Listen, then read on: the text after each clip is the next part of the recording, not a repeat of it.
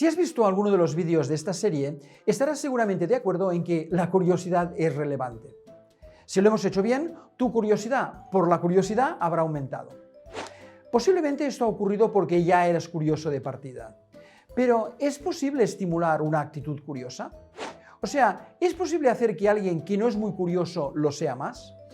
Esta no es una pregunta irrelevante, en especial si tenemos en cuenta que, como hemos comentado también en otro vídeo, en un mundo de máquinas inteligentes, la oportunidad de los humanos está en aprovechar sus capacidades innatas, difíciles de replicar en una máquina, y la curiosidad es una de ellas. Los consejos que se dan habitualmente para mejorar la curiosidad son muchos. La mayoría están orientadas a hacer buenas preguntas, a explorar nuevos espacios e ideas de forma sistemática y a forzarse a interesarse por cosas que no están en nuestro horizonte de confort. El objetivo es empoderar tu curiosidad para estar más activo, tener más motivos para levantarse cada día y, en definitiva, ser más feliz. Si tuviera que escoger las mejores recomendaciones para alimentar tu curiosidad, diría: primero, aprender cada día algo nuevo, por ejemplo, una nueva palabra en otro idioma, o una nueva forma de ir al trabajo o de volver a casa. Se trata de experimentar lo que el psicólogo Todd Kashdan llama el placer de la sorpresa. De hecho, hay incluso una aplicación de Google que te sugiere una palabra nueva cada día. Descúbrela. Segundo, hacerse preguntas raras. Por ejemplo, ¿qué pasaría si no hubiera autobuses en mi ciudad? ¿O si cada persona tuviera un pájaro como mascota? Ya hemos visto que aprender a hacer preguntas bonitas o preguntas catalíticas está muy vinculado a la calidad de tu curiosidad.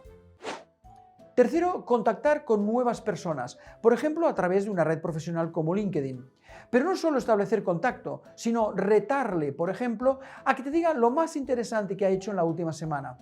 Así no solo consigues abrir tu curiosidad, sino también contagiar a otro sobre el interés de descubrir lo nuevo y relevante en tu vida.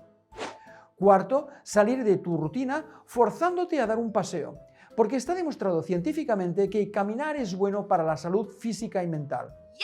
Algunas grandes mentes de la historia desarrollaron sus mejores ideas paseando con otras mentes, quizás sin un objetivo concreto.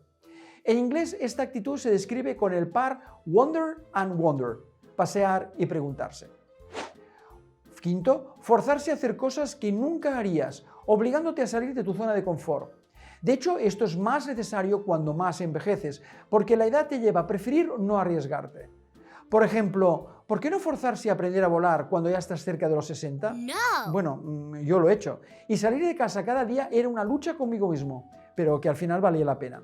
Forzarse a aprender, a experimentar algo nuevo, es quizás uno de los mejores fertilizantes de la curiosidad. Sexto, cómprate una revista que nunca te comprarías, o mira una película que nunca mirarías, o entra en una web que nunca te imaginarías visitando, o un vídeo de un grupo musical que ni siquiera sabes quiénes son. Nuestra selección de Curiosity Shots en nuestra página te puede ser aquí de utilidad para descubrir cosas nuevas. Séptimo, dedica tiempo de calidad a desconectarte de la tecnología. Un rato sin teléfono, sin ordenador.